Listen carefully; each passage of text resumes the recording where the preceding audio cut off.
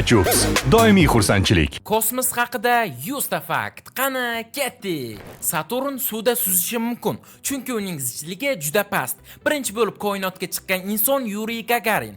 Quyosh ham yulduz hisoblanadi. Kuzatilayotgan koinotda kamida 100 milliard galaktika mavjud.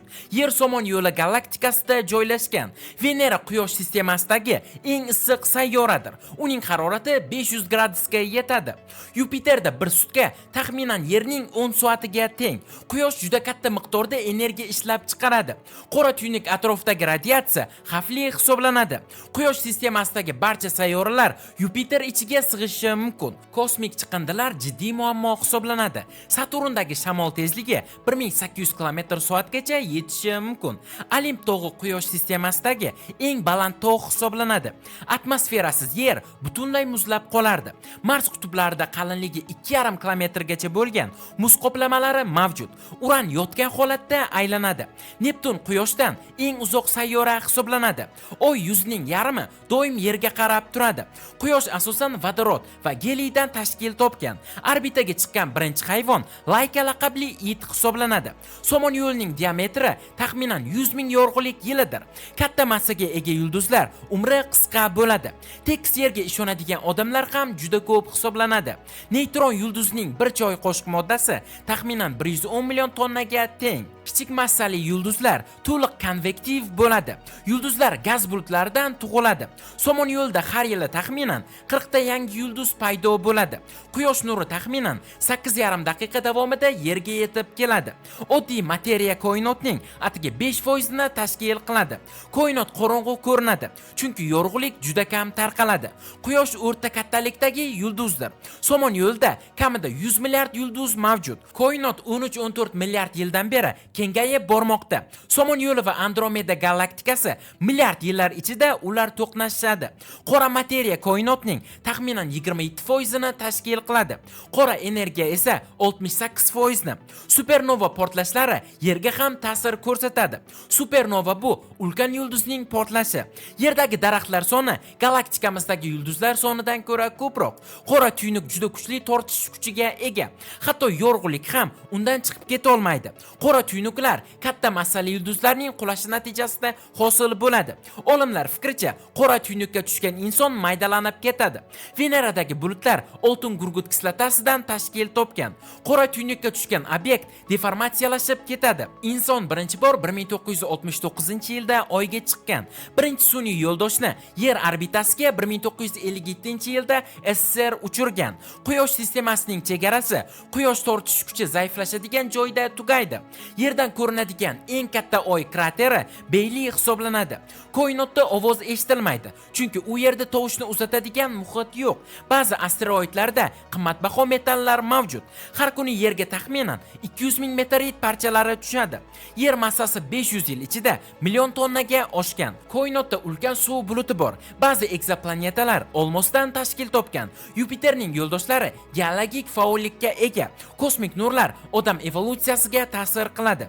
Koinotda atmosfera bosimi yo'q. Astronomiya kuzatuvga asoslangan fan. Yer Quyosh sistemasidagi eng zich sayyora. Kosmik jismlar gaz va changdan hosil bo'ladi. Ko'pgina yulduzlarda egzoplanetalar mavjud.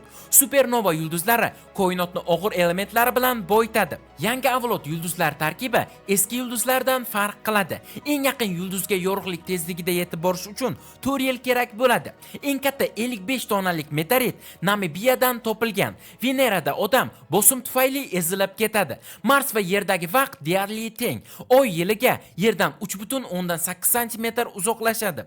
Olimlar fikricha, koinot taxminan 13,8 milliard yil oldin paydo bo'lgan. Dunyodagi eng katta planetariy Sankt-Peterburgda joylashgan. Uchburchak galaktikasi Andromeda galaktikasiga harakatlanmoqda. To'qnashuv Andromedaning yo'lini o'zgartirishi mumkin. Kosmik radiatsiya kosmonavtlarga xavf tug'diradi. Eng ulkan Yer orbitasidagi sun'iy obyekt MKS hisoblanadi. MKS soatiga 28 ming kilometr tezlikda harakatlanadi. Yer va Oy orbitadan ko'rinadi, lekin koinot bo'sh ko'rinadi. Koinotga chiqqan birinchi ayol Valentina Tereshkova. Do'stlar, siz ham YouTube'da o'z kanalingiz bo'lishini xohlaysizmi? Lekin nimadan boshlashni bilmaysizmi? Hozir ko'pchilik shunday xatoga yo'l qo'yadi. YouTube kanalini o'zi ochadi, noto'g'ri nom tanlaydi, dizayn va so'zlamalarni xato qiladi va natijada bunday kanal hech qachon rivojlanmaydi. Shuning uchun biz sizga tayyor YouTube kanal ochib beramiz, kanalingiz uchun unikal nom topamiz, sifatli banner avatarka tayyorlaymiz va kanalingizni rekomendatsiyaga chiqadigan qilib sozlab beramiz.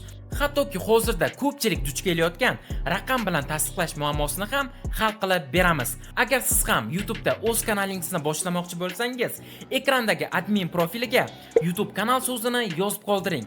Biz esa sizga batafsil ma'lumotni yuboramiz. Apollon dasturi odamlarni oygacha yetkazgan. Marsda ulkan kanyonlar mavjud.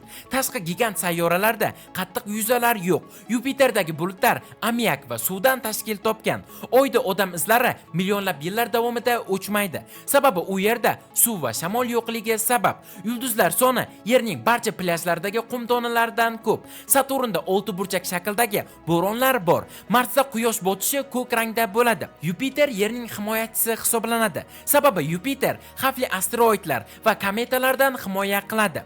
Kosmik stansiya Yerdan oddiy ko'z bilan ko'rinadi. Qora tuynuklar to'liq qorong'u emas, ular yorug'lik chiqaradi. Kosmonavtlar koinotda tortish kuchi yo'qligi sabab bo'yi balandroq bo'ladi. Quyosh bir daqiqada Yerdan yilga sarflanadigan energiyadan ko'proq ishlab chiqaradi. Ochiq koinotda harorat taxminan -270 gradusga yetadi. Marsda uyg'onmagan super vulqon bor. U Everestdan bir necha marta balandroq. Oyda eng baland tog' balandligi 5500 metr hisoblanadi. Neptun eng shamolli sayyora hisoblanadi. Kosmik apparatlar Yer bilan aloqa uchun juda kam quvvat ishlatadi. Ko'p yulduzlar oq rangda emas. Do'stlar, bugungi videomiz shulardan iborat edi. Agar video sizlarga yoqqan bo'lsa, videoga like bosing va kanalimizga obuna bo'lib, kommentariyada keyingi 100 ta fakt kim yoki nima haqida bo'lishini yozib qoldiring. Keyingi videolarda ko'rishguncha, xayr.